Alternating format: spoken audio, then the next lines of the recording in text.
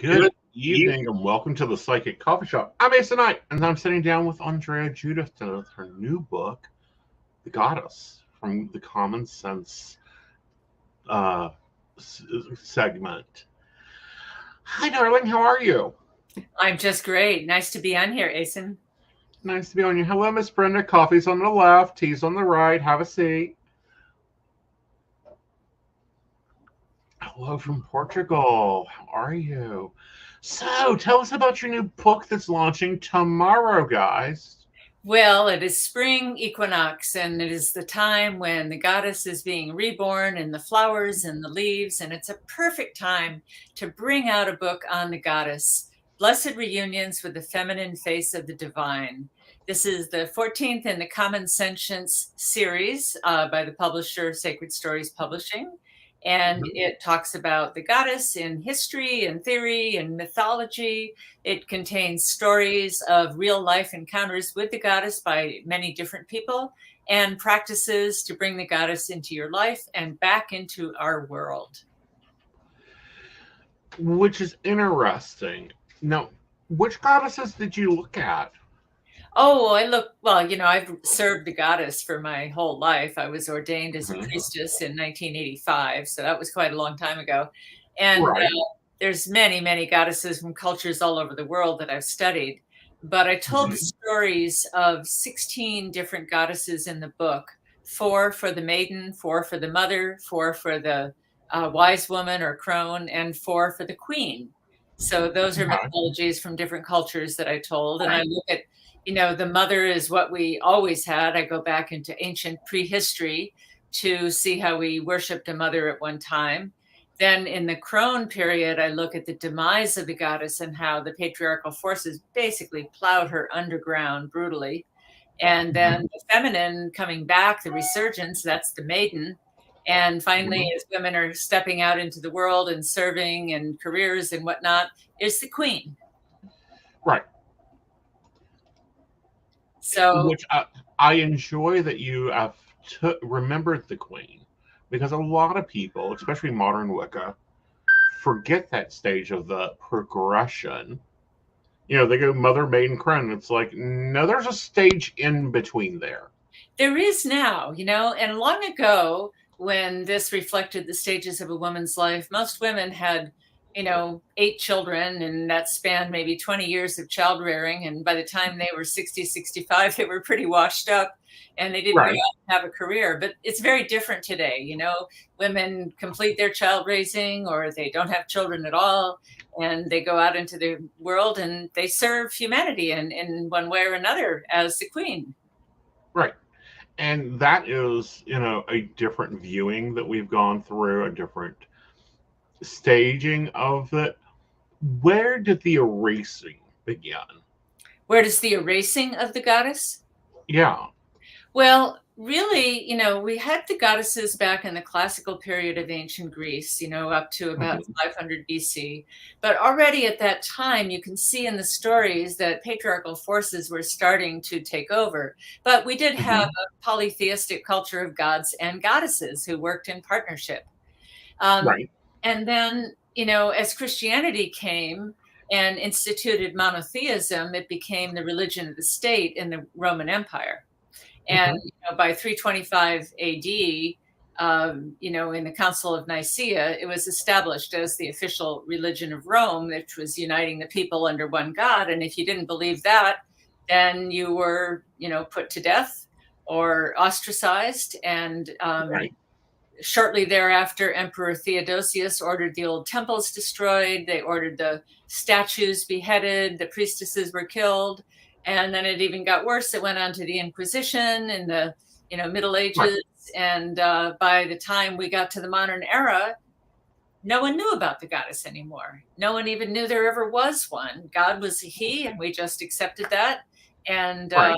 I didn't question it when I was a child. God was a he, that was that. I didn't know there had ever been goddesses until I read Edith Hamilton's mythology in a 9th grade history class.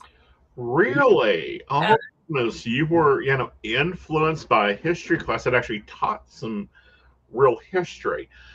Do you find that the Judea religion originally was both polycentric, and then as first century into like 3rd century Christianity began gaining popularity, they started pulling back on that, or had that already occurred? No, the first Christian and Jewish religions were not polytheistic, really, unless you consider the saints. Right. And a lot of the goddesses, like Bridget, that they couldn't get rid of because they were so popular with the people, they made them saints. So Christianity has a Saint Bridget. So if you consider that, then there is a kind of polytheism. But no, they were more monotheistic and masculine. And there was, there wasn't much choice in the matter. You believe, in fact, I say a religion without a goddess is halfway to atheism. But it's interesting that the term atheist was first used in the Roman Empire for the early Christians who didn't believe in the old gods. And so theism is the idea that the divine resides within everything. It's in the trees, it's in the animals, it's in you, it's in me. It's in everything. It's not some transcendent piece out there. And so theism is that the divine is in everything, but they didn't believe that. So they were atheists, meaning they were against that. And that was where the word was first coined. I find it interesting that it's also where it's really was just like a footnote. Like it wasn't really, commonly used. And then it's brought back into view when about 1960 or so, when it became more common use. You mean to use the word atheist? I don't know when it actually came back into use. I just know when it first came into use. Yeah. Right. That's interesting. It's weird how those just kind of like go back and forth. In your book, you say the goddess is not God in drag or Jehovah in a skirt. Now, we know that Zeus and Loki was a little busy in the wardrobe department.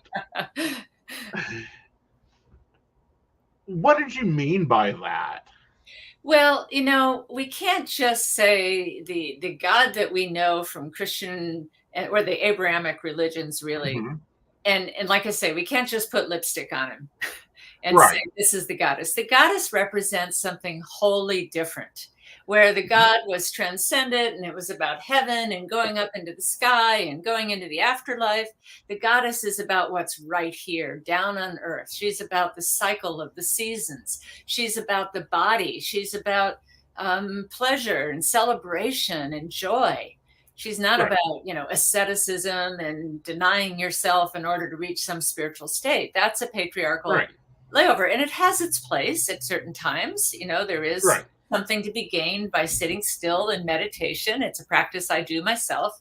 But there is a certain denial of half of creation in that. And so we really need a feminine force in conjunction with the masculine. This is not an either or phenomenon. This is not about the goddess taking over. It is about what's missing in our world that was denigrated when the goddess religions were plowed under. Everything that went with them, celebration, color, beauty, joy, dancing, things that were ritual, that were celebrated, beautiful art, the worship of the earth and nature, the worship of the body. These things were all denigrated. And now today we have an environmental crisis. We have health crises. We've denigrated it so much. These values are missing in our world. And they are very much so. Now, granted, they kind of, when the Abrahamic religions, I'm going to refer specifically to King James, who had a major problem with women. Like, he was the leader of, removing any female leadership. They made some mistakes. They left some clues there, like in Genesis, when we make man in our image. Exactly. Like there's little pieces there. And, you can look at like some of the Catholic behaviors having what I call the shadow effect with Mary, which is, you keeping some traditions alive. You spoke of the goddess Bridget and the priestesses that kept the fire and the nuns that kept the fire, then kept the candle. But that was a real war, that whole, over the centuries. I mean, it was like chipping away at a statue. Yeah, you have to consider that the worship of the Great Mother, which goes back as far as we can tell. I mean, they've found statues, some that they date to 200,000 BC, but we can safely say 30,000 BC. Statues were found all over Europe and Asia that depicted a pregnant woman with pendulous breasts, that they worshiped the Great Mother. And so that, even if we are conservative, say 30,000 years, that's a lot of time for a culture to have in their collective consciousness as a worship. So it took a lot to overthrow the goddess. Right. Think of how strong Christianity is in our world today with only 2,000 years. So it takes a lot to supplant these beliefs. So there was really, a very ruthless and methodical suppression of the goddess religion to get rid of it, including demoting the status of women. And do you feel, now this is kind of controversial, and if you don't want to comment, do you feel like as the goddess energy is re-entering, because we listen to some mystics, their viewpoint is that we crossed a certain point in the galaxy and we're now in the time of the goddess, and things will be more harmonious. But we've also seen a lot of rampage on women's rights, not only in the U.S., but across the planet. I mean, I just heard today, reading an article about Nigeria trying to reintroduce feminine circumcision, which is demonstrative and barbaric, trying to claim it as a religious practice. Yeah. Do you think these are the last throes of the patriarchy? I do, actually. I mean, that's the only way I can see it. When the U.S. overthrew Roe v. Wade, or the Supreme Court overthrew Roe v. Wade and left it up to the states, my first thought is this is going to be temporary. I don't know how long it's going to take, but this is not going to be a permanent ban on abortion for women and abortion and a ban and a control of reproductive rights, much as certain factions may want it to be. And it's just, the wave of the future. We don't need, to increase population at a time when we're using up the resources of the planet. We don't need to bring in unwanted babies, and women are having more power. So, even Mexico, a Catholic country, passed abortion nationwide, and so it's really not in keeping with the times. So I think that this is a last final backlash, and actually a sign that, the patriarchy as we know it is teetering. And the way I think of it is the masculine is one leg and the feminine is the other leg. Let's say the masculine is the right leg and the feminine is the left. Well, we took a giant step forward with science and into the masculine and the rational, and that was great. But we can't take the next step without a feminine leg. Like we walk on two legs. The butterfly flies on two wings. We need a left wing and a right wing. We need a masculine and a feminine, and we need it integrated. So I think what we're moving to answer your question, is a partnership society, but that can only be founded on a partnership of equality. Right. And I think it has to be universal equality. Yes. Which is something, and I kind of alluded to, but did you run into any research on this? With like, there is mythology of Zeus to learn the arts of women. He went into full drag. Loki went into full drag for a number of his battles in mythology. Did you run into any of that when studying? Well, there were servants of the goddess in ancient Greece who were eunuchs, actually. Right. And they were cross gender. And I don't think in the old school that the gender definitions were as polarized as they are today. Of course, what we're seeing more recently today is that polarization is starting to change. People are playing with gender. They're gender fluid. They're trans, and they choose to change their gender. But I mean, I think this is something that was always the case, and it got suppressed and wiped out for a while, and now it is coming back into the culture. Very much so. And in my viewpoint, I don't think it was that notable either. Right. It wasn't a big thing, and it wasn't an ostracized, or it wasn't a thing of shame. It was quite accepted. In fact, I'm just looking for one of my cards here where I talk about some of the history of that. Give me a moment to find it. Because not a problem. Show them off too, honey, because those are gorgeous. Yeah. So the card I was looking for is the androgyne, which is the gender fluid. And in my card deck called She Rises, which I'll show you here, right, the poster behind me, it's Awakening Our Female Archetypes of Leadership. And I created this set of cards because I realized that women lead differently than men. And when we think of leadership, we think of it only in the masculine terms. The CEO who's on the top, the commander-in-chief who is masculine and barks the orders. But women have ways of leadership that were once revered and are wholly different. And even some of those are new forms of leadership that are just emerging. So I decided to make cards out of 38 of these archetypes, and the androgyne is one of them.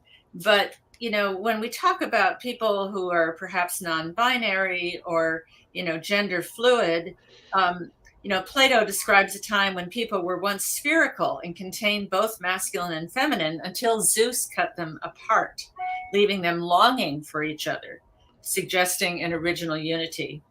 Hermes was Hermes was Aphrodite, and Hermes was the hermaphrodite, which is both genders. So we have it all through history. We do. And then, what I find interesting is like Irish mythology, which your book has a lot of different mythology stories. We look at the goddess Morgan. I mean, she goes against every feminine grain that the Victorians tried to input on top of her. It's like you can't make the Morgan feminine. She chooses the leader. She has sovereignty over Ireland, over your body, over your life. I like it that your book included mythology. And guys, this book is a weekend read. I promise you, if you cozy up with a notepad and some index cards, you can get through this weekend. You can get through this book in a weekend.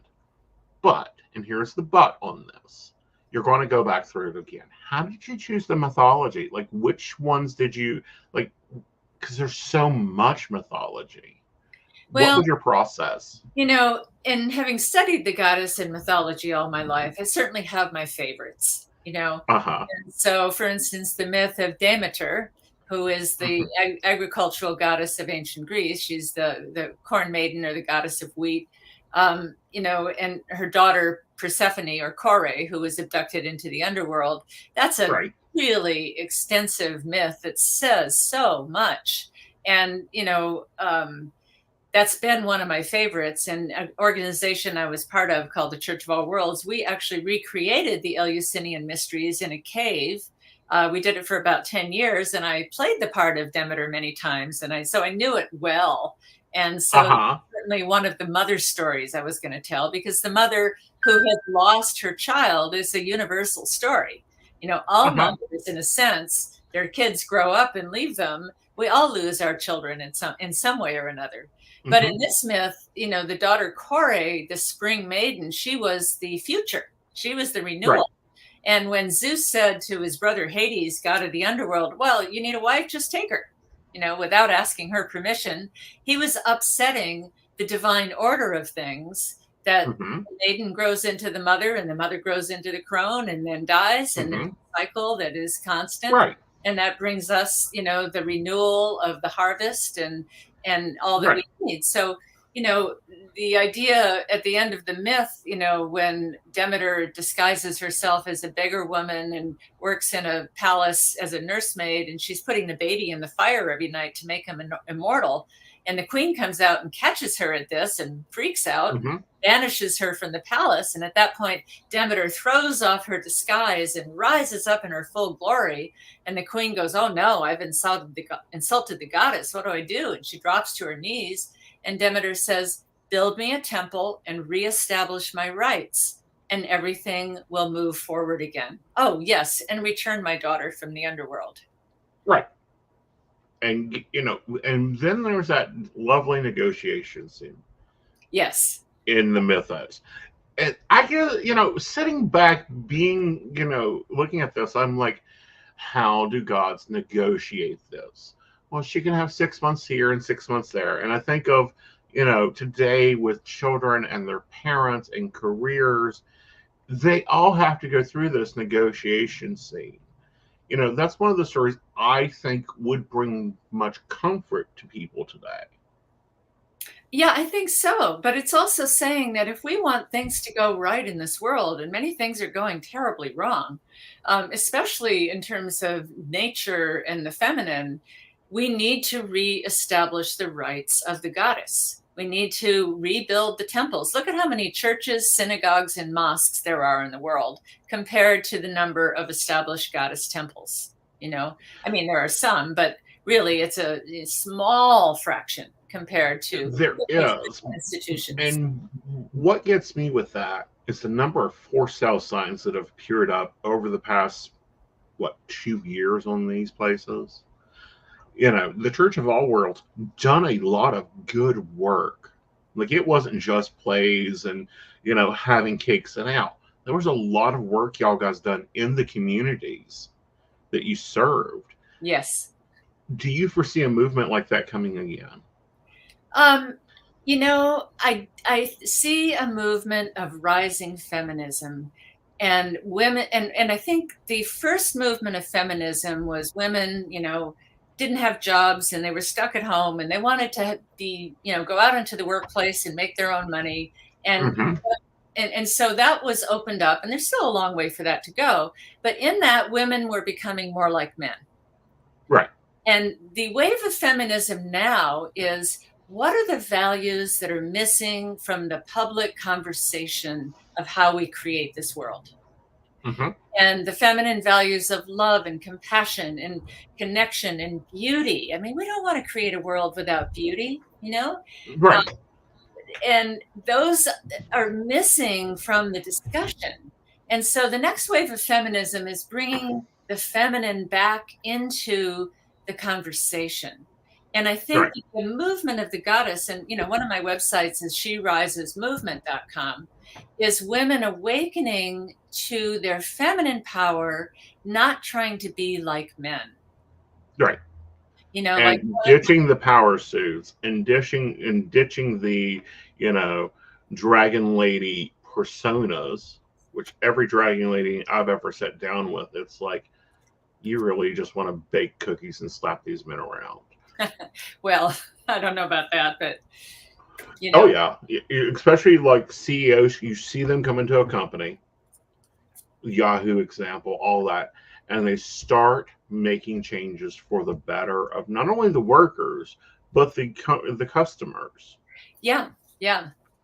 And they have found that companies, the Fortune 500 companies that have more women on the board of directors, or even women CEOs, have better stock performance. They make more money. They have less turnover among their employees. Basically it runs better. Right. And one of the leading CEOs, the CEO of YouTube, is a female. And she has, when she walked in there, everyone was like, yeah, YouTube, they're going to be gone in 4 years, 4 or 5 years. I'm sorry. She's took on Netflix and she's competing and going, watch me. but also keeping a beat with her creators. Yeah. Yeah. I'm going to ask you an interesting question, and you don't really discuss it in your book. Where do you see the goddess moving now on the earth? I see her moving into partnership. Now, I'm part of a grassroots movement right now of the Founding Mothers movement, which is, when we look at democracy, the first democracies of Greece included all levels of society except women. Slaves could vote, women could not vote. So it wasn't a true democracy. And democracy in the US and in most countries of the world that have it was, here we say it was the founding fathers. Well, once again, it's standing on one leg. And that's why it's rather teetering right now. And we need founding mothers along with founding fathers. We cannot give birth to a new age, which is, I think, what humanity is about right now, giving birth to a new way of living in a new era on this planet. And we can't give birth to something without the feminine as part of it, because we're the ones that give birth. Now, we can't give birth without the masculine also to co-create, So I'm not saying women do it alone, but we need the feminine to give birth to a new age. And that's what Hades discovered in the underworld. It was getting very crowded down there, and he couldn't get rid of the souls that were dying unless, unless he had a wife to give birth and send them back into their next lifetime. Exactly. And, starting to move that along, because otherwise he would have been more populist than, Zeus's project of the Earth plane. And Zeus was getting a little pissed, to be honest there, because, Zeus has to have the best of everything. Yeah, right. Also, I think that, for us to actually get moving, we need to be talking about the women leaders of the past that led, but in quiet.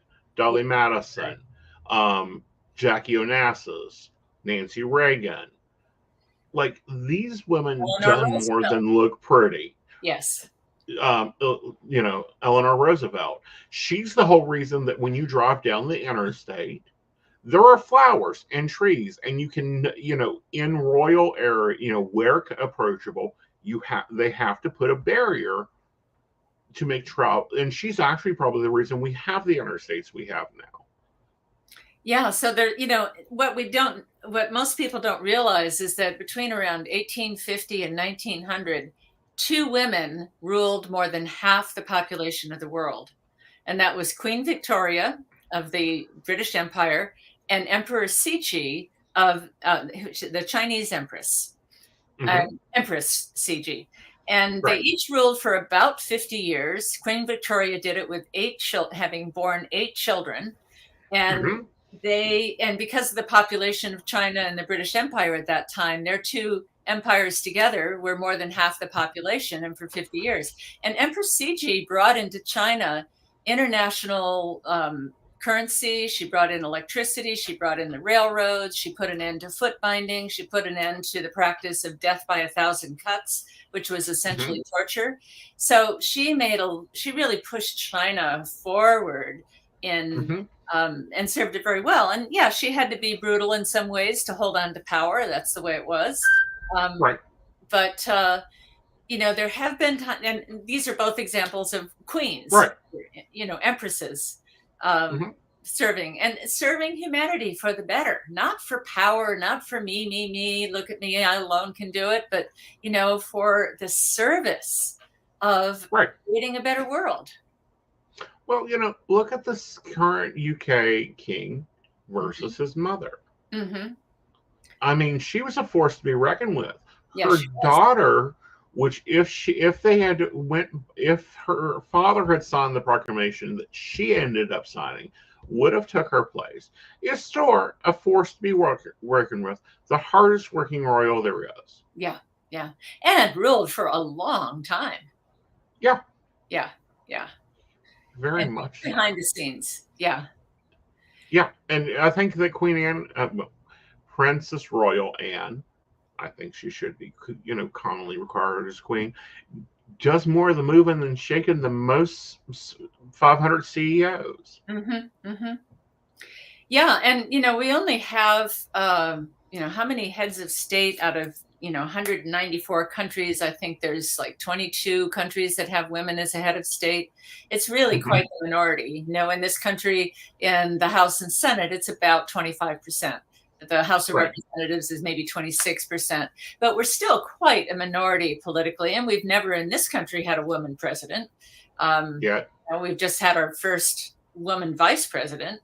And, I suspect if we do get a woman president, it's going to be because the president dies and the vice president takes over rather than getting elected, because it's so hard for people to look at a woman and see her in that position of leadership, because women lead differently. If she's too masculine, well, then she's uppity and she's nasty. And if she's feminine, then she's seen as not having what it takes to do the job. Right. But if we look at, Germany, the chancellor there, she brought Germany through the hardest times without question. Yeah, she did. She brought it through the pandemic, and she also held compassion for the immigration. And, some people didn't agree with her on that, but she ruled for quite some time, and she ruled well. Yes, very much so. So in your book, you share practices and meditations for people to connect more directly with the goddess. You refer to it as coming home to the goddess. Explain this process. Well, first of all, the word home you can see as an anagram for Holy Order of Mother Earth. And, when I said Demeter wanted us to build a temple and reestablish her rights, that's the Holy Order of Mother Earth. When we have that in order and we're, lining our society up with the order of nature, we are more likely to be sustainable. So coming home is coming home to the earth. It's coming home to your body. You say home is where the heart is. And so coming home to each other. And, as a priestess in the pagan religion and, in the years that I served in the Church of All Worlds, when people came to our community and experienced our rites and rituals, so many times they said, this feels like coming home. Something they were looking for all their life. And when they found it, it's like, this is familiar. This makes sense. I feel accepted. I feel like I'm coming home. And so coming home to the goddess is coming back to something that was always there and yet has been evolving. Just like as an adult, you're not going to go back to your mother and breastfeed. As a culture, we're not going at this point in time back to a purely agricultural society. We're past that. And so the goddess is evolving, and the feminine is evolving, and the feminine and the masculine are evolving together and separately, and our ideas of gender are evolving. So it is, sometimes we describe the religion as this religion we are remembering and inventing together. And I like that because some of it is remembering what was and finding, the ancient texts and the ancient beliefs and the rituals, but most of that was lost. So we have to invent a lot of it. We do, or we have to rediscover it. Yes, or rediscover. And in that, it gets to evolve. Right. And then there's things that we're dealing with now. An example is, who's the goddess of the cell phones? Goddess of what? Cell phones. Sofas. Cell phones. Oh, cell phones. Yes. I'm sorry. You're fine. Growing that, because very much so when things came about, it was like, okay, what's the qualities of this item? Well, who's its patron? And I think we need to get, if we're going to do that within the pagan community, we need to bring it up to speed. Exactly. Yeah. It's like, I, for a very long time, thank, Rider and Waite and Patricia for bringing the tarot to unification with the Rider Waite deck. It needs updated. We're now more than 100 years old. Fix it. Yeah. And now we have thousands of offshoots of that deck. Various. We are back to the same point we were in 1901 when Rider and Waite was going literally from house to house, reader to reader, and going, show us your cards. Yeah. So Yeah, and there's so many tarot decks now where people have taken offshoots, and taken liberties with the Rider-Waite deck, But I always go back to that one because it was, it's kind of the die-hard original. Yeah. Very much so. In my mind, there's two decks. There is Rider and Waite. Don't care about the art. Rider and Waite, and Aleister Crowley's Thoth deck. One of the two. If you know those two decks, you can read any other deck. Yeah. And it's a good way for people to learn about archetypes, because that's very not much so taught in our schools, No. And we're not given the rich mythology of a culture, and even in, as science took over, the word myth became equated with a lie, like you say, right. That's just a myth, right? But the myths had even though they weren't true in the literal sense, they were true in the sense of being allegories for how humans lived together in a society and lived with the planet. And they had a deeper truth. And, again, myth and science are like two legs. We took a giant step forward with science, but we need myth of, science tells us what and how, but it doesn't tell us why. It doesn't tell us why we're here, what we're here to create. You can't understand the economic system by analyzing the ink on the dollar bill, Exactly. And what I find interesting is science is finally catching up to things that we've known for centuries. That's right. That even the most newest basic pagan knows instantly. They're, forever and a day, we always said the north is where you make it because it's a magnetic flow. Oh, gee, the magnetic flow is changing on the planet or flowing differently. Oh, gee, ley lines are an actual thing. Oh, gee, actually burning sage does actually kill viruses in your house. And I'm reading some of these scientific studies that come out, and I go, you should have went to your New Age shop. You could have saved thousands of dollars. They would have taught you this. And the science is important. I wouldn't denigrate the science. In many ways, the science put a stop to some of the witch burnings because, it said, no, this person's crops didn't fail because you were cursed, and, we had a more scientific explanation for things. So science brought us many things, but it's not the whole story. Right. It's far from the whole story. Yeah. It's also, are you familiar with the idea that there are multiple realities occurring all at once?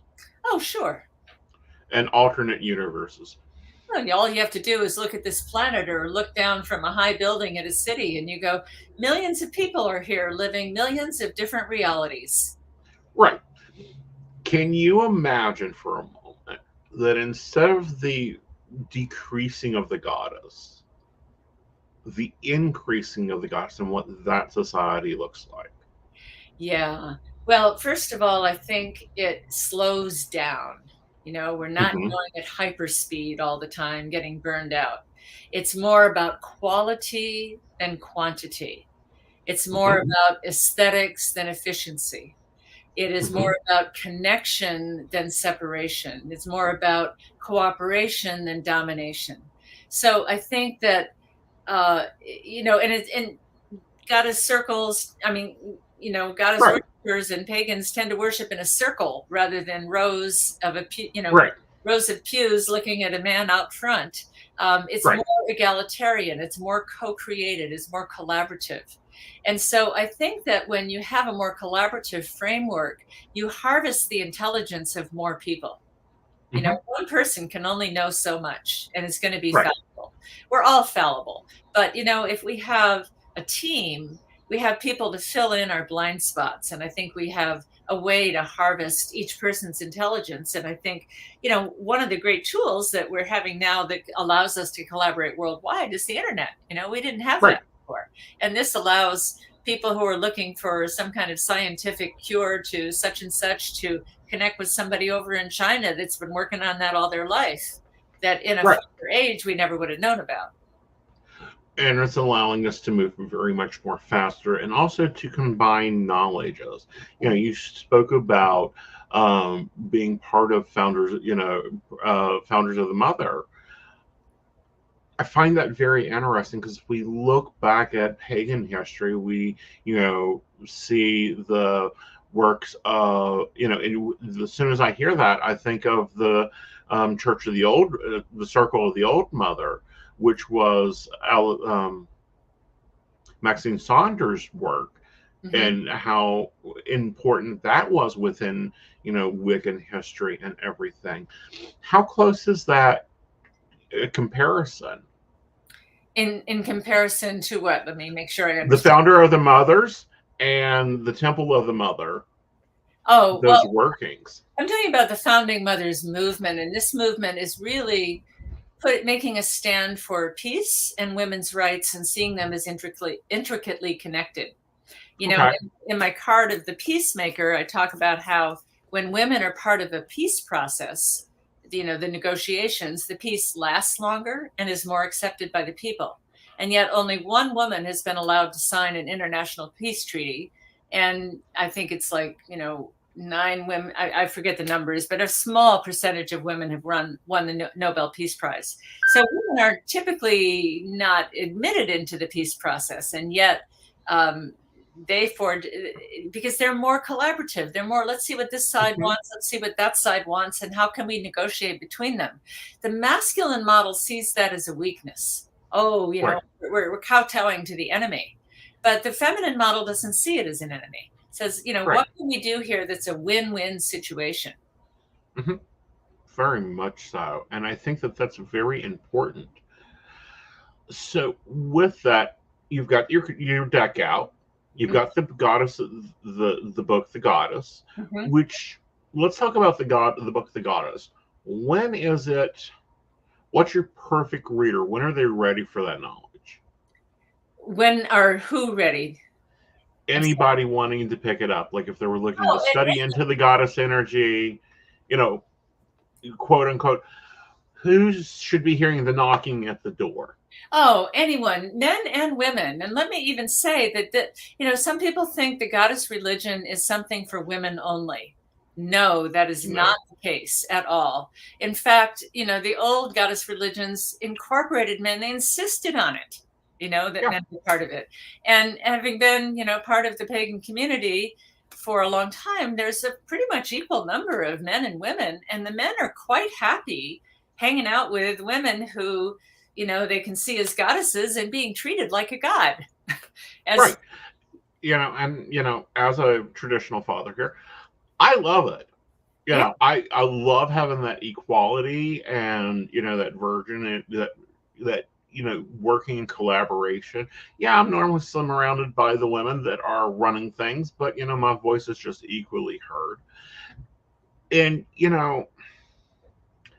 looking at it, I think that a lot of people in the pagan community have a lot easier time working with goddess energy because it's untainted, and students very much gravitate to their goddess of choice much easier than working with that masculine side, the god energy, because it is so tainted in their views.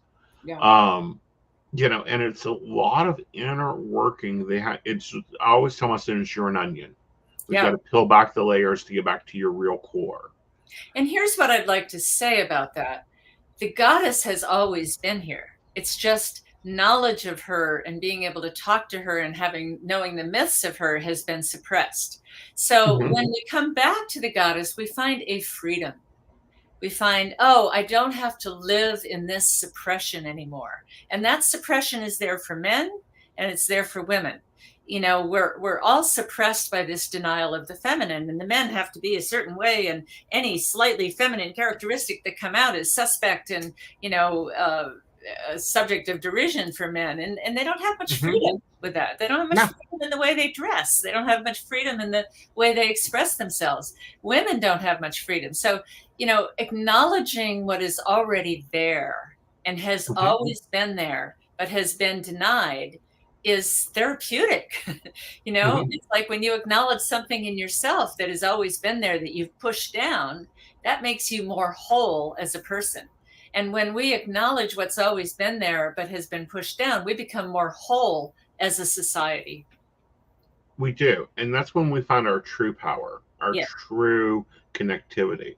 And when we stop the knee bowing and start the heart living, which I think your book really strongly expresses, is when we start really getting to the core of what we're here for.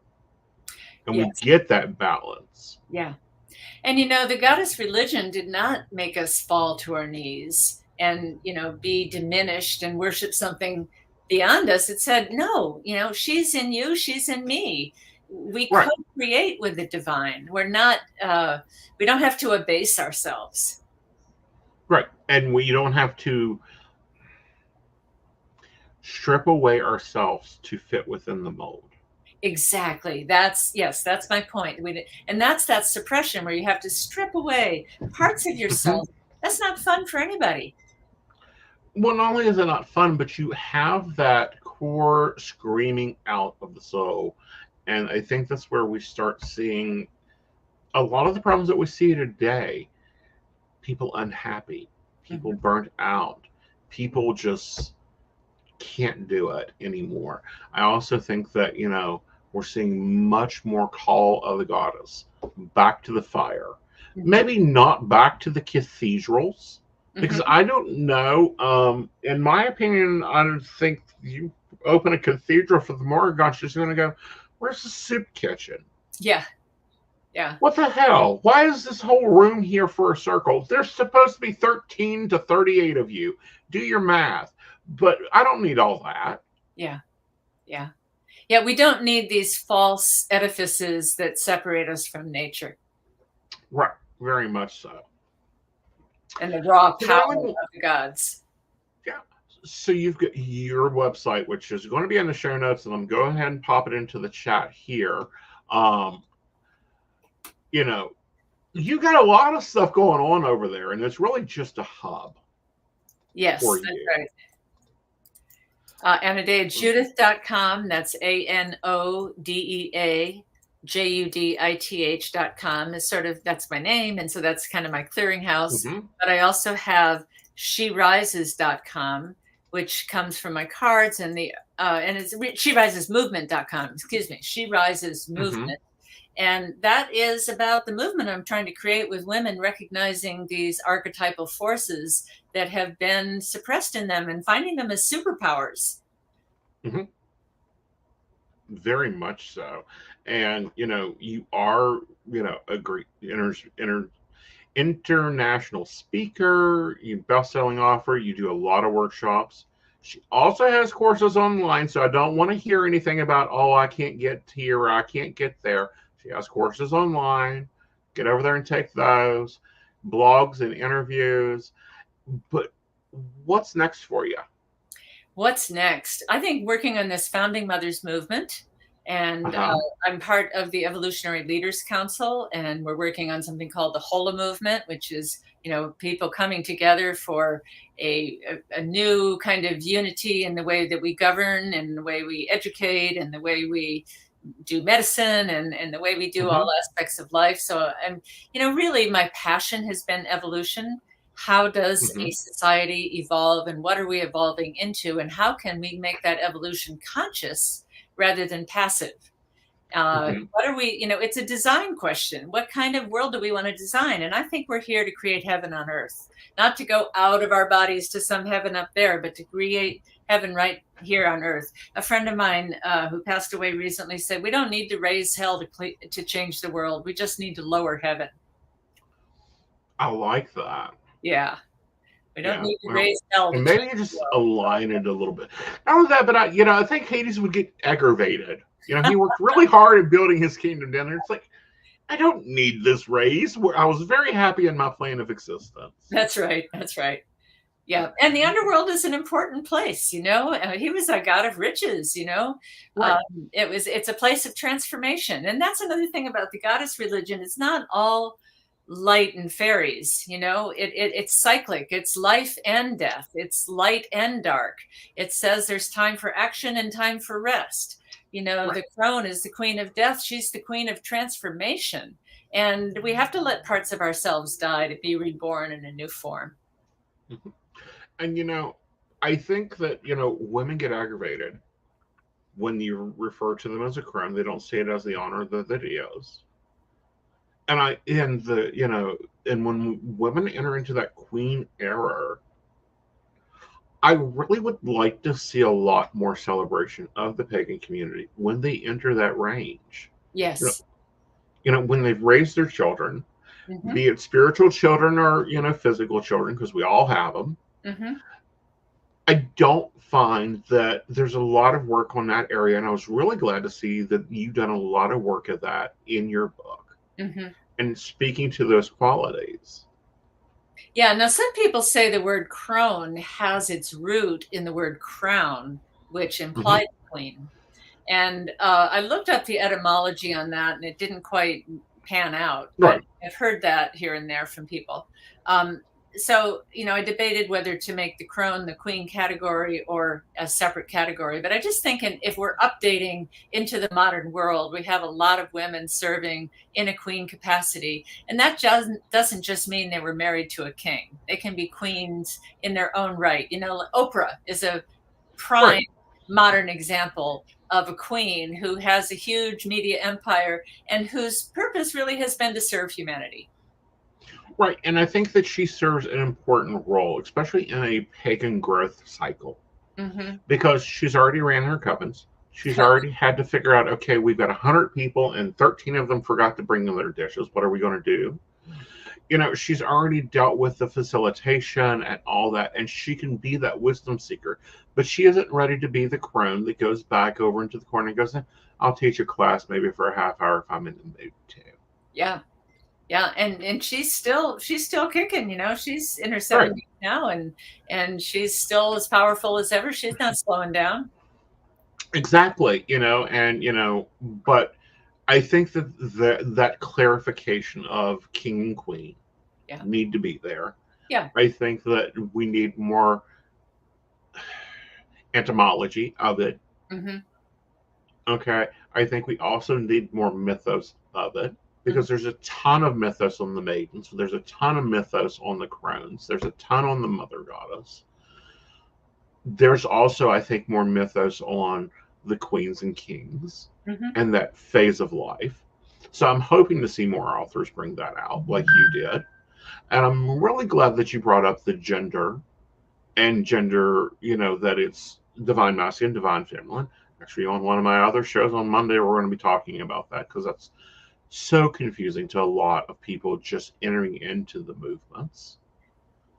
So you've done a lot of great work. I hope that I see more from you. Please bring it back to us. We'd love to sit and talk with you more.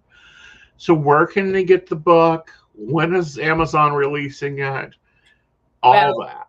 It's back from the printer, so it's available now. You can get it on Amazon. Goddess Blessed Reunions with the Feminine Face of the Divine. You could also find it on my website, sherisesmovement.com or anodeajudith.com. But get it from Amazon. It's good to have Amazon numbers go up and you pay a little less for it. And tell your friends about it. And, it's got lots of little stories of people's personal encounters with the goddess, including 2 of mine. And, it's something you could just read in the bathroom if you wanted, and read a story that's 3 pages long and just have that when you have a few minutes to be inspired. And as you read these stories, you may find her coming into your life in your own way. It's not like we have to go seek her. She will find you. Yes, she always chooses you. Yeah. I didn't go looking to publish this book. The publisher came to me. I met her in a Zoom breakout session. And when she found out about my She Rises card, she asked me to write a book on the goddess. And I had served this all my life, so I said, okay. But I didn't go looking for it. It found me. Very much so. And that's the way they do. Everyone knows I work with the Morgon. Me and my lady have a lovely relationship. But, Kuan Yin decided, like, you look like you can ride a white dragon. Let's take you for a ride for months. And it's like, okay, I guess I'm going to go visit Kuan Yin and work with that energy for a little bit. So that's been very enlightening. Yeah. And I What do was talk your about Kuan Yin in the book. Yeah. year too? What was your most interesting story that you've heard of a goddess choosing her choosing somebody? Like, Oh, well, let's see. Just the other day, I was talking to one of the authors in the book, Eden Amadora, about how did you find your way to the goddess? And she said, well, she found me. Eden is an extraordinarily beautiful woman, used to be a world-class model. And she's also a performer. And she was performing once, and someone came up to her and said, you're a priestess to the goddess. And she said, what? What's that? Never heard of it.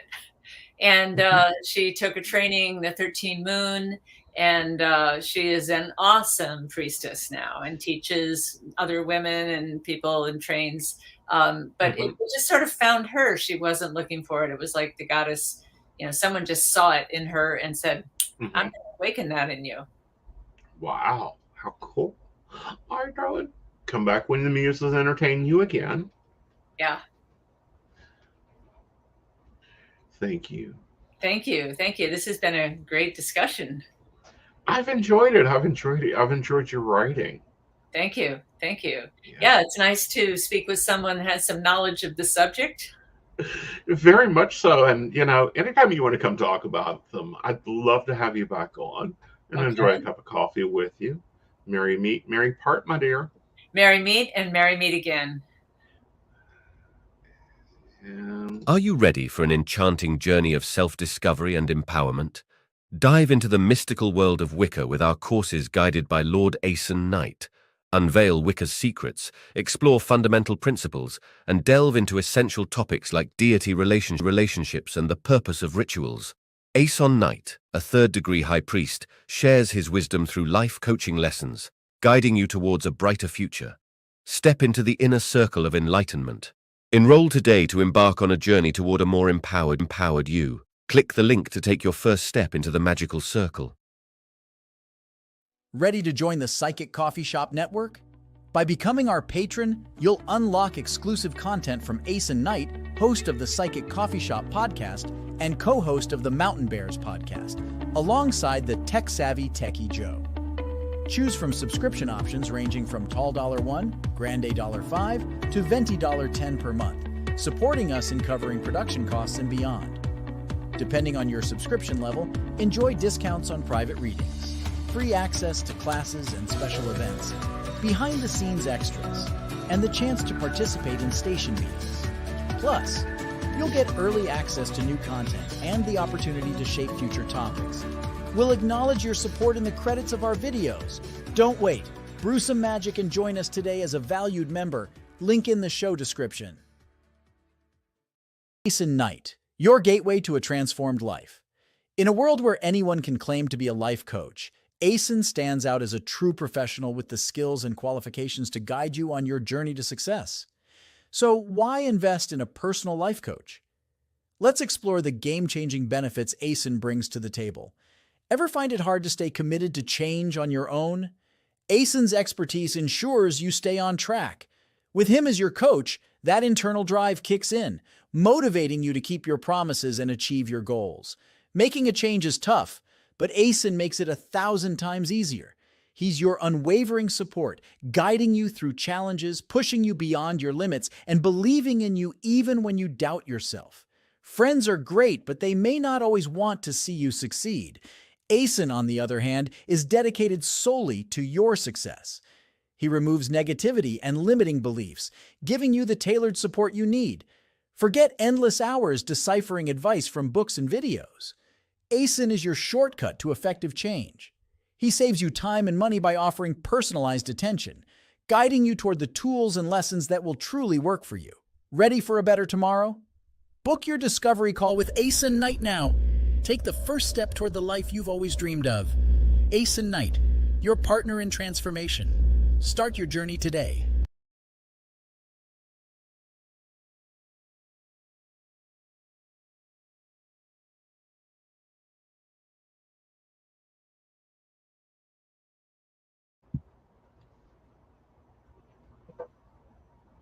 Good evening, darling. How are you? I'm doing good. How are you this evening? Doing well, doing well. Had a lovely discussion. Oh, very nice, very nice. I was noticing that one was taking a minute. It did. I didn't want to let her go. You know, that happens.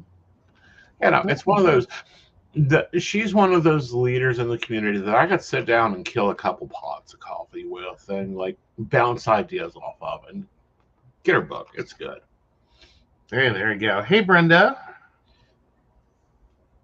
But yeah, no, it sounded like a really great conversation. It was. Right. So, darling, do you have an Are You the Asshole for us tonight? Yes, I already sent it to you. So this is a Would I Be the Asshole?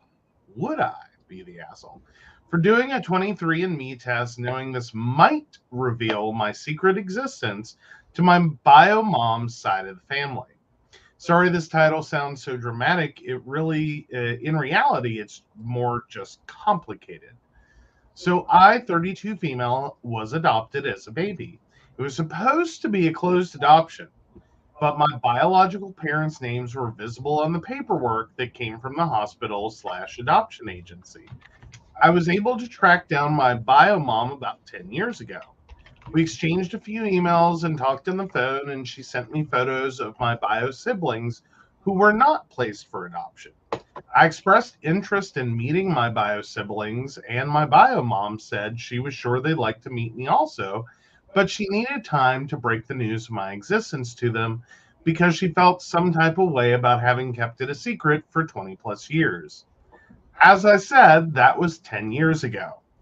Biomom never reached out again to let me know she told the rest of the family about me, nor did I hear from any of them. So I assume my existence is still a secret. And when I did try sending her an email about something unrelated, it was actually a medical history question. At one point after that, I never got a response. So my read is that she's not interested in further contact with me, which is understandable and more than fine. But on the other side of the coin, I was never able to find my bio dad, although I did try for a while. I've recently been considering submitting my DNA to 23andMe on the chance that maybe I can find him or family members on his side. And also, I'd just like to know more about my ethnicity and heritage.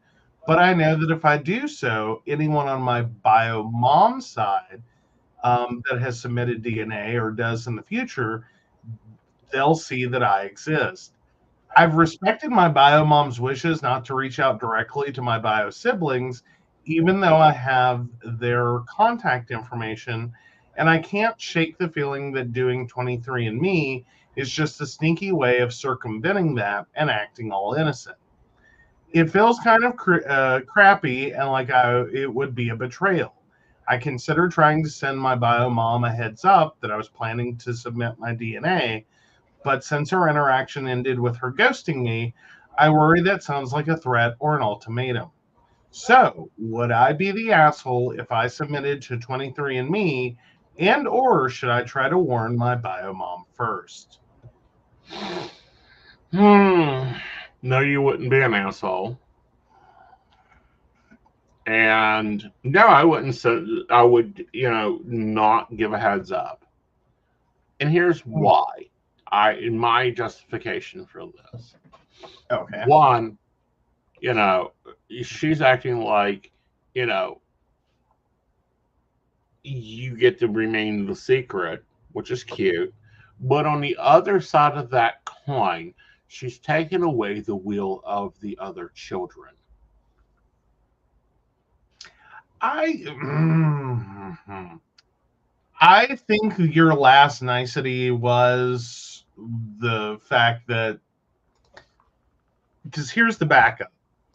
If you back all the way up, this was supposed to have been a closed adoption. You were never supposed to have known her name to begin with. So having known the name, being able to find the name in the paperwork, you basically gave her all the heads up that she could have ever hoped to have had. Right. Like, and that was, yeah. So at this point, because the reality could have been, is that 10 years ago you did a 23andMe, and oopsie daisy, turns out mom had an extra child. This would not be new information or a new experience for people who share DNA results on 23andMe.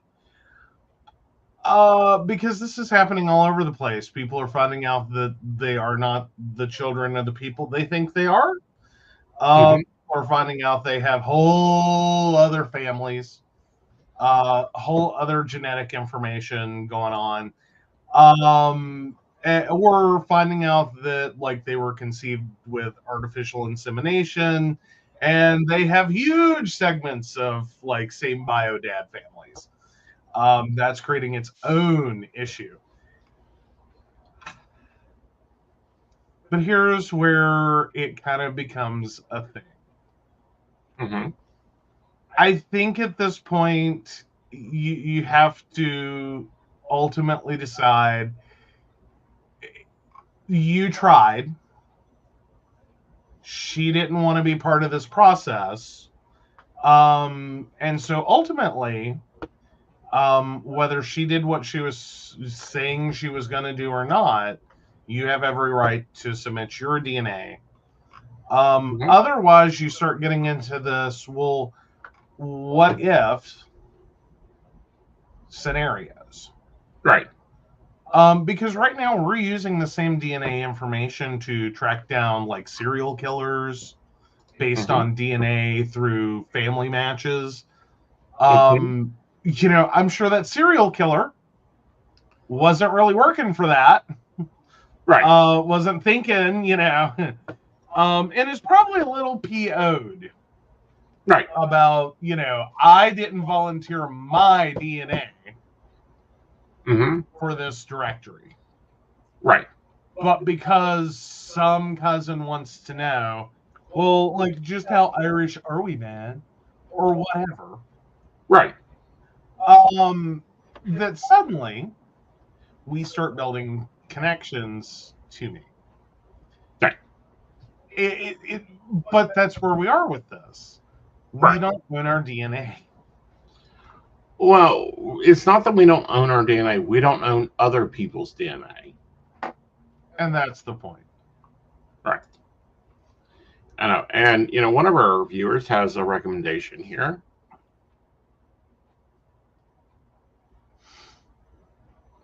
You know, heritage information is better on 23andMe. You'll find more connections on Ancestry. We're trying to match quite a few adopted out or secret cousins from Ancestry matches. Ah, good deal. Oh, so I found out I have a half brother on dad's side from Ancestry. Okay, cool. Right. No, yeah. But that's also part of the thing. Is it also depends upon who signs up where and does what. Right. So it's almost a thing of like, yeah, 23andMe is the big name, Ancestry is another name, and you may just have to like kind of throw your DNA out there. Right. But yeah, that's but it also becomes the realities of like 30 some years ago, no one was thinking this was ever going to be a thing. Right. Like you adopt a kid, you don't specify or like this is a closed adoption. Right. You're not supposed to hear about this kid again. Right. You know, unless you and the child both opt to like list yourselves on a registry and both out yourselves for this connection. This was never supposed to happen. This child was never supposed to call you, let alone be able to go like, you know, do a finger stick or whatever and mail it off. Yeah, jaw swab. And mail it off. And all of a sudden, here's all your results. No one was expecting this. And sometimes it's also the connections that occurred that made the child possible. Right. And again, this is popping this open for tons of families. Right. You know, and there's always a choice if you're willing to be contacted by them or not. Mm-hmm. You get the choices there. In what sense? Well, she could determine if, like, her sister attempts to contact her. I want to hear from you. Oh, as in, like, you're talking about the bio sister that doesn't know that OP exists? Right. Because when it pops up, it'll be possible sibling or first cousin. Right. Right. And that is an option there. Right. I'm just talking about from the fact that, like, bio mom, right, like, nowhere in this is bio mom expecting. Right. Like, as in 30 years ago, this would ever be a thing. Right. And, like, the closed adoption was supposed to be the closed adoption. This was never supposed to come up in her life again. Right. Unless both she and the adopted child decided. Right. Like, she could spend the rest of her life looking for this child. The child could spend the rest of her life or their life looking for her. Right. Unless they both decided it was never supposed to happen. Right. Now we have 23andMe, Ancestry.com, and all these other sites that fundamentally make those agreements and those situations, you know, poof. Right. Submit your DNA and wait around for a while. Someone else is going to get the same right idea. And even if you don't, if you, the, you know, adoptee, or you, the parent of the adoptee, even if none of you, like, you really consent to this necessarily, it's going to pop up. Right. Surprise. Poof, connection. Right. I don't know that it's inherently a bad thing. I know that it's going to be really, really scary for people who thought this was a closed chapter of their life. They just weren't going to have to deal with this. Right. You know? Or, figuring out, no, there's actually more out there. There's more, going on. And, can we get past the idea that, parents are white saints that never made other choices? Like, how do we get past that as a culture? I think we're already past that as a culture. I think your parents can be whoever they are. And the choices they made were the choices they made. Mm-hmm. I just know that there are people that, like, this is traumatic. This was a secret they never intended to share. Right. Like, this isn't always just some cute little story of, well, I was 18 and I wanted to go to college, but I messed up with my boyfriend. And, well, we thought it was a good idea to, it's not always this cute little story. Sometimes these stories are very traumatic and painful, and there's a lot of crap that goes with them. Right. And, like, this wasn't a decision made lightly, and in some instances wasn't a decision that they made. Right. Like, as in, you're opening up cans of worms when this occurs. And sometimes what you find at the end of that can of worms is a bigger can of worms. Right. Like, it's really easy to get into this, like, very unsolved mysteries version of it, where it's like, we were just so desperately looking for you for all these years. Keep in mind, this is from like 30 years ago, little more. Right. The Unsolved Mysteries version. And those were pretty cool TV shows. They were. For people who were legitimately trying to find each other, and it wasn't working out. Right. this isn't that. Right. There's also lots of instances where, oh God, no, this was never supposed to happen. Right. Like, you weren't ever supposed to know about me. You weren't ever supposed to be able to find me. I don't need this. Like, you could undo decades of mental health. Right. Like, that's one knock on a door you don't want to have. Right. Like, again, not every situation's great. I think that it's... I don't think you're the asshole for doing it. I don't think anyone is the asshole for doing it. That's not my point. I do think, though, as you do it, you must tread carefully and try to be understanding that this isn't all, rose-tinted glasses, sunshine, and lollipops. Exactly. You could be walking into God only knows what. Well, and you could be walking into everything else. Yeah. Well, I mean, because even with the biomom in this situation, right. I get the feeling there's a little more. Right.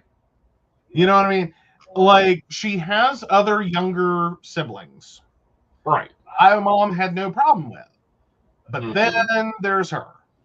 Right. And it's like, okay, well, that could be your classic. Well, I was 18 and I messed around with my boyfriend. Right. Simple story, old story. We've heard that one a million times. It's okay, whatever.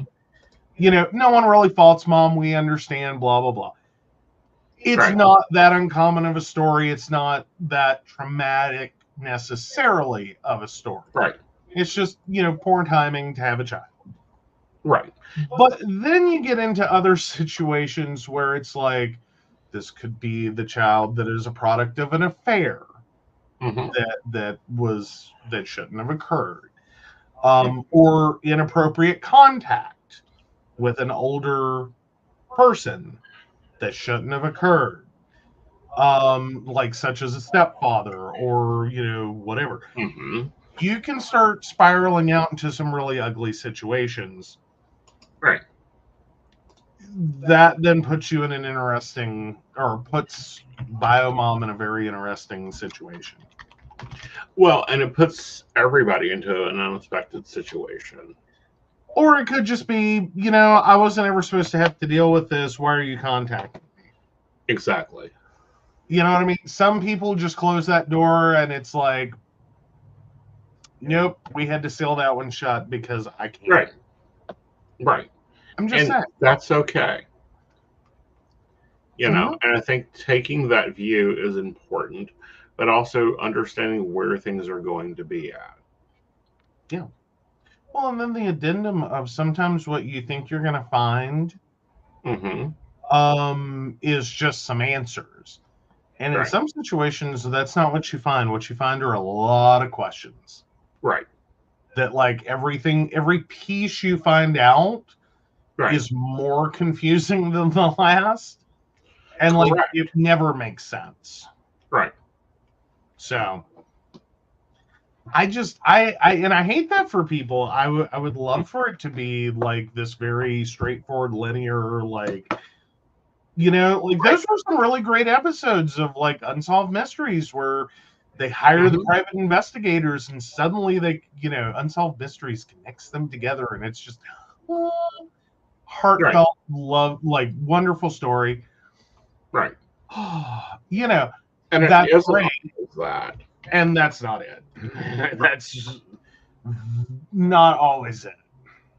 Sometimes it is. Sometimes, it's a great and wonderful thing. But sometimes it's just, oh, wow, you probably didn't want to know how this happened. Right. You know what I mean? Like, for every heartwarming story, right, there can equally be a version that, like, oh, God, this is a disaster. Right. And, this disaster can even be even worse. So I always encourage people, or I would encourage people, if you're going to do this, I really hope you're working with a support network, a therapist especially, so that when you start finding information, you have a moment there to have someone help you process it. That it may not be the joyous news you wanted to hear, but someone who can actually help you professionally process that. Exactly. All right. So the poll is up. Would they be an asshole for inserting their DNA on 23andMe? Now, granted, I don't know. I recommend Heritage because it's currently cheaper. Ancestry. I throw your DNA at all of them. Yeah. And just pay attention, especially if you are in a demographic that may not be, an easy demographic, because they'll mess it up. Like the number of Native Americans that supposedly that according to the DNA says that they're Chinese. Or Romney, guys, if you're Romney, you may get DNA, you may be picked up across the world.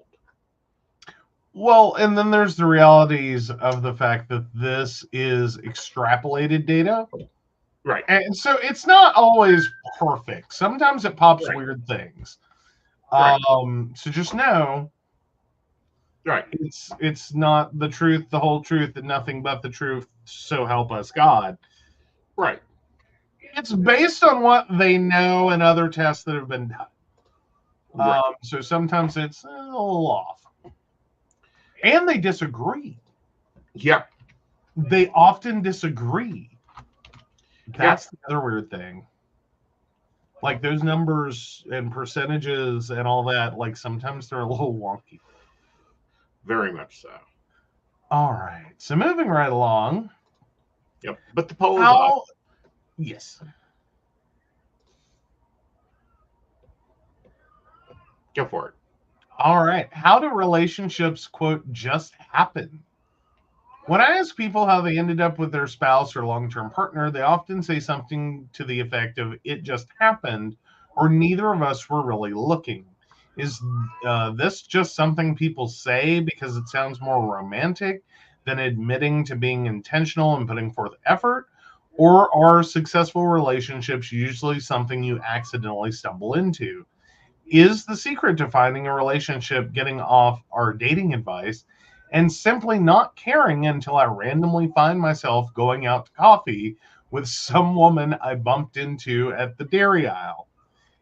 If I were to somehow stop caring about ever being in a relationship, I'd probably just pursue my solitary or male-dominated hobbies, not really paying much attention to how I dress outside of work, and choose to spend my Saturday nights in with a good book. I highly doubt I'd ever meet anyone if I just stopped caring.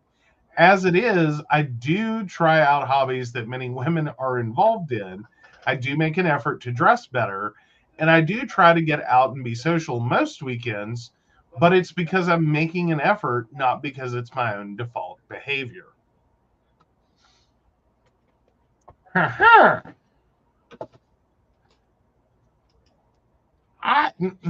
Take it away. I don't even know where to start on that one. Well, here's the thing. You're going to change. Okay?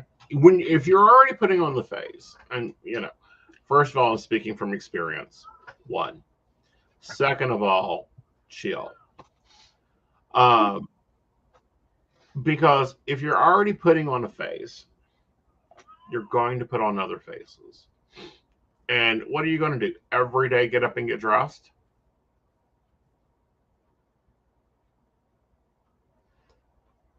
Get up and change yourself every day, before your husband wakes up. Like these are faces and masks that are very hard to keep up with. And very problematic. So that's when it's like, where's this going to go?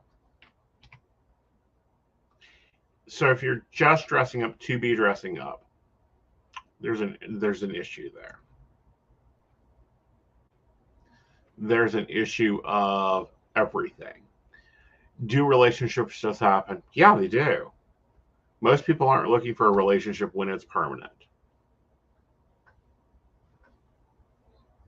Does seem to be the way it works out. here's the problem. When you're looking for a relationship, what typically happens is you get a little involved in the process, but not the outcome. Right. If that makes any sense. Like, you end up getting really involved in, like, follow the dating advice, go to the dating websites, do the dating thing, make sure you're on a date, evaluate your date, try not to act stupid in front of your date, do all the appropriate dating things, and then just keep doing it. Because eventually, buckshot approach, if you go out on enough dates, you'll meet the right person, and then that's it, you're good. Right.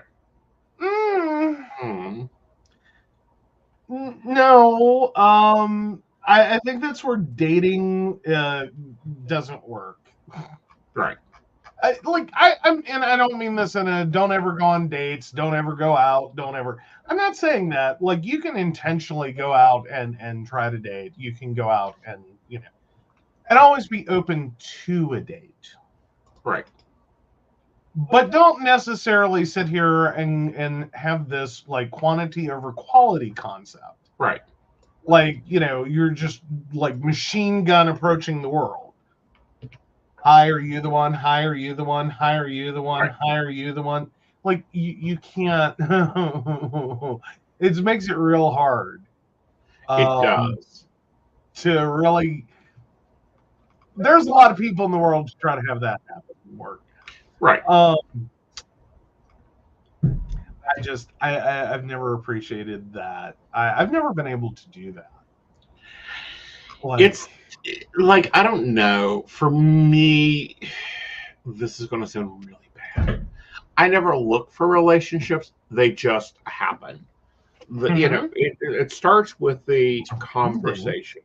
And when you go into it without this clock of 3 dates and we've got to do this, 2 dates and we've got to do this, first date and I've got to look this way and act this way, you have a problem. And here's the problem. The problem happens when you're in the long-term relationship. And was a big story about this woman that her husband has never seen her without makeup for 50 years, or thinks that she has eyebrows or whatever. It's like, there's an issue. Yeah. I don't know. I always have issues with this concept that like because I'm not thrown off on the, like, singles cruises and the speed dating. I'm really not. I think in some ways it may help people. Right. Like, if you get over your dating fear, right, I think it makes it easier to go on dates later. I just don't think anyone should ever think speed dating is going to be the way you find the one. Right. I mean, I'm sure there are people that do, or at least, that's how it worked out for them. And that's great. But, and I don't think that if you sit there and do the date after date after date after date, like assembly line, right. Again, I don't think that normally leads to good long-term potentials. Right. Because, again, you get really locked in on the dating process. Right. And not necessarily spending time of, like, really qualitatively considering who you're with. Right. So I do think some relationships, or even most, just happen. Right. No, do I think that means that, like, speed dating and serial dating and, all of that is bad? If it gets you to the point that you can do that date, that just happens into a relationship, then all that was great. Right. I just don't think most people need that much dating experience. It's pretty fucking simple. Right. Don't be a dick. Bathe. Right. Wear clean clothes. Right. Try to, like, figure out something you're interested in and talk about it. And focus. Yeah. Yeah. Generally speaking, But that's the whole point about the just happens portion of relationships. Is generally the date doesn't even matter. Right. You know what I mean? Like there's a point where it's like, okay, yeah, all right, cool. Like it just kind of happened. Like the opinions spent together, they were kind of obvious opinions, at least between people. Right. It just kind of works out after that. Right. Like there's no. Yeah, there's no anything. It's just as it is. Yeah. Yeah. Like, I think dating and speed dating and all that, I think it works really great for the pickup artist community and like Right. this, get laid as much as possible concept. Right. I think it actually in some cases ruins people for legitimate, like long-term relationship dating. Because you get way too used to how to act like someone else wants to date. You're right. Or how to manipulate people into basically going on dates with you and having sex with you. Right. Without necessarily displaying any real self or opinion. Right. So. And I think that often that is because there's a lot of problems. There's a lot of views that can get very discordant. In trying to keep up that appearance. Huh? Oh, hey, Gwen. Hi, Gwen. Sorry. I mean, it does get very difficult if you're presenting a false self to keep that up. But more to the point, you're never going on a date with an actual human. Right. You know what I mean? It's very unlikely that you're seeing enough of someone to really evaluate them instead of this fake persona they adopted who's not too needy, not too clingy, not too this, not too that.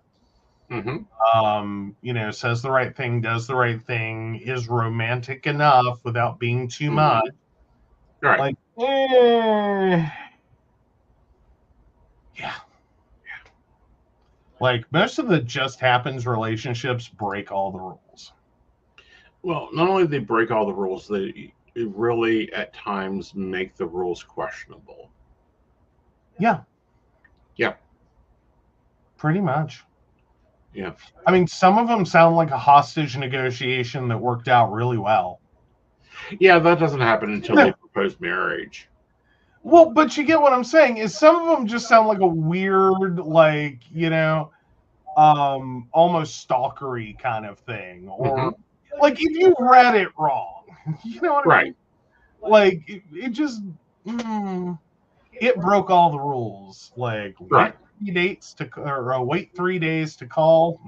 Nope, didn't happen. Right. Like, you start bouncing for all the rules. Exactly. Just happened. Relationships don't follow those. Right. And, I will remind everybody that, dating advice books are lovely things, especially the book called The Rules. It's about this thick. It's perfect if you lose a leg in a Hello, Gwen, again. Hello, Lady Gwen. Rules is great to prop a leg. Prop a leg up. If you need to raise your monitor up so that's the proper height, it fits lovely underneath there to give you a good 3-inch thing. But it's hogwash. It's that big. But the rules was like. Yeah, it's great when you just need that extra inch. Okay. Yeah, I was like, you were calling it like a 3-inch. I'm like, what do you have, 3 copies? Because that book's not that big. Well, it can be if you get the hard copy edition. Oh, well, fine. Large print, hard copies. Yeah, but it's very comfortable, very engaging. Yeah, Facebook is still in battle with me. They're worried. Oh, we glitch here. Right. Like, what y'all talking about? All right. So let's go and see if you're the asshole for deciding to do 23andMe without telling your birth mother. Oh, if ever there was a moment to use the dill pickle, though, I gotta say, guys, this was the dill pickle. Oh, well, the poll I say not the made its asshole. decision, and the decision is no. Do all three. Like, find out every piece of information you can. Because it's important information. Biofamily be damned. Right. I mean, and unfortunately, it sounds ugly when you say it that way, but it's the realities of it. Right. And I think that's where we are now. I think it swung open a door. Right. For a lot of people that probably needed to have been handled a lot different than it was. Right. But that didn't occur. Right.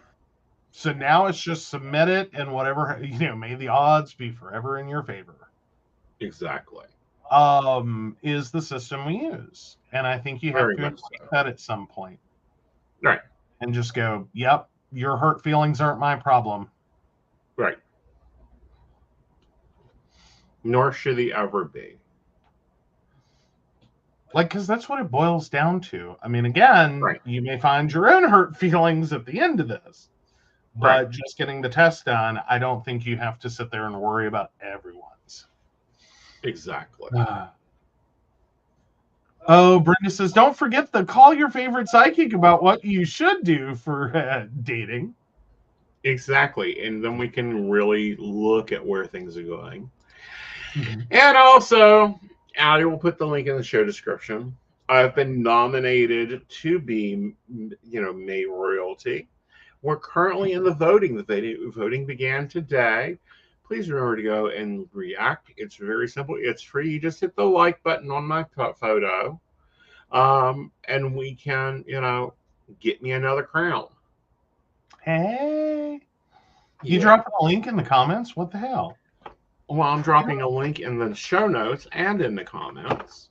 Okay. For those that will, it will be there for you to go and do that.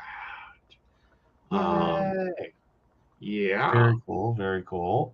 Yes, we got that up today. And all that is good to go. Oh, your mom is asking. This is relevant. Sorry, I was getting dinged earlier and I didn't know why, and it was your mom. Right. She's like, how do I say yes to vote on you being queen? Yep, just like my picture, Mother. Put a smiley face below me.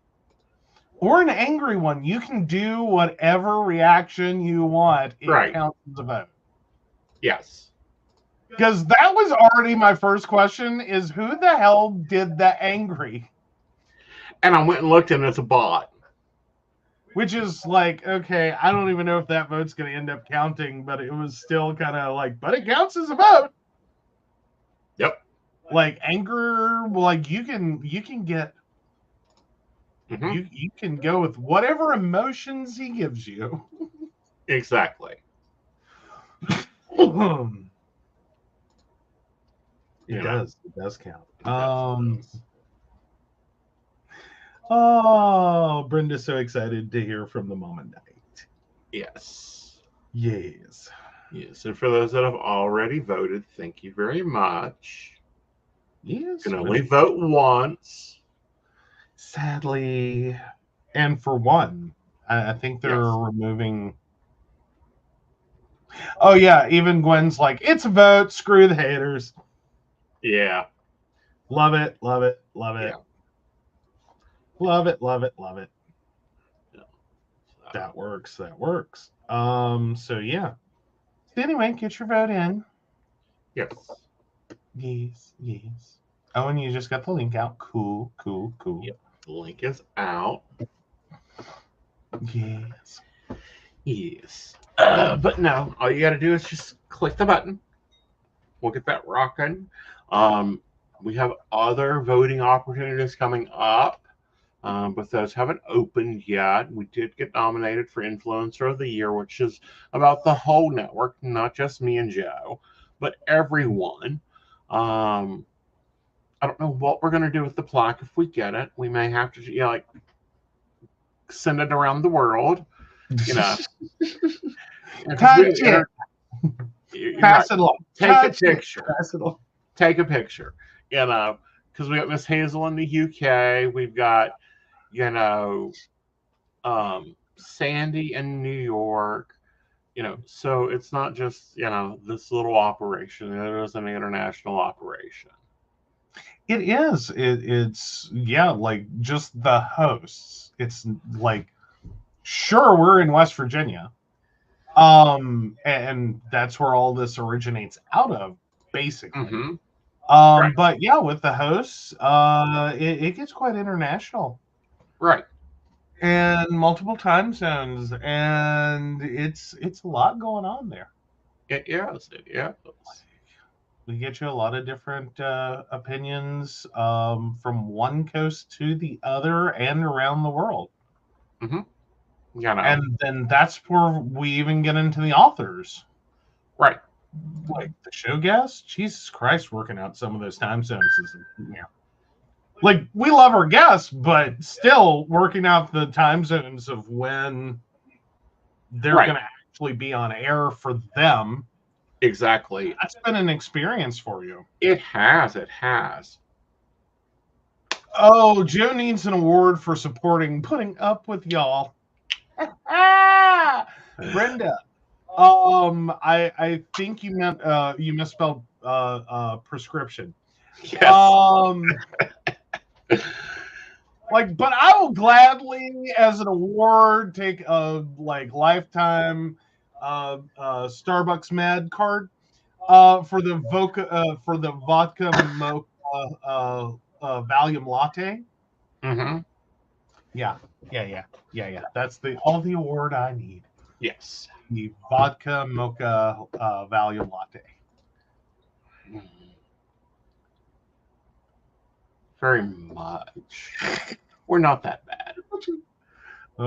Extra shots of memory. You might need extra shots from me. What? You do.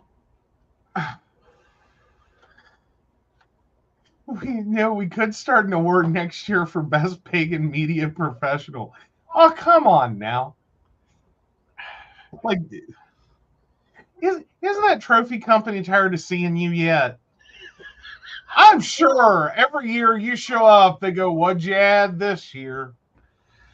She actually keeps adding awards. Right.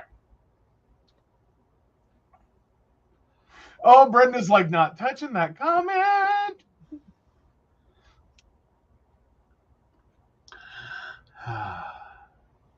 I'm teasing, but she has added awards. Yes, she has. Well, and there's a lot going on there. She's like, it's perfect for you, Joe. It's like, I know that, but then who's next? Oh God, I don't know. I don't know. There How many media professionals in West Virginia that handle? I've only ran into 1, 2 others. 3.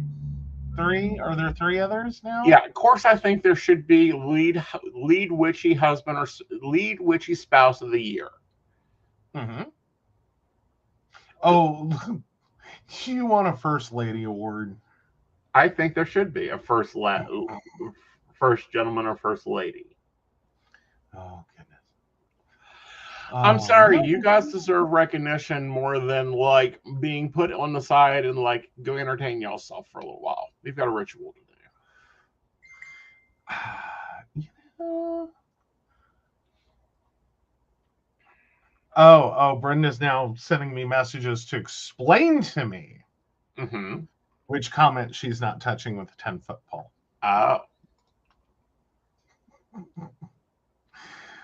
Oh, it's fun when we have that moment in the show. Always. Side commentary has the benefit of being a Patreon. That is a side benefit. But yeah, no. Alrighty. Oh, best supporting witchy partners. There you go. That's there the you award. go. We'll definitely take it on. I'm sure. Mm-hmm. But you know the weird part is it's just gonna be a bunch of us up there going like, "Oh shucks." Yeah. Like that's what the role is. Going shucks. Like what Ed and I are gonna run against each other. Oh, there are more out there than that. Sorry, I'm just having a moment. Well, I know, but I'm sitting here. Well, I know one that I'm not running against because I left that one in the dust a while back. Well, true. Well, true. I'm just saying. I'm just saying. Mm-hmm. Like, I'm not going to name names or embarrass anyone, but like, Mm-hmm. I know one who is not my competition. They have gladly stated they are not competition. Right. They are. They make a lot of things possible. I don't think that people realize, you know. Well, you know, let's go to the oldest supporting spouse I know of, Lord, you know, Frank Call, you know, Lady Kathleen's husband. He was instrumental in so many things. Mm-hmm. Right. Brenda says she knows a few you've left in the dust. I'm just saying there was one that immediately popped to mind. It's like, nope, nope. I know that one is not my competition. Like, smoked that one forever and a day ago. Mm-hmm. But I'm like, I shouldn't say these things out loud. No, you should not. All right, my darlings. With that, where is it? Oh, we do want to thank our Patreons. Yes, of course, we want to thank Beverly Walker, Mika G, Kathy, Mary Winfield, Brenda, Shannon C, Shannon D, Lady Gwendolyn, Charles Shaw, Tracy Van, Kate Liddell, and Devin. If you'd like to learn more about us, the show, or how you too can become a Patreon sponsor and receive all the wonderful benefits our baristas receive, please visit us at pcspnetwork.com. Yes. And with that, guys, we will be seeing you Thursday with coffee and tea. Good night, y'all. Good night. Oh, where is it? There it is.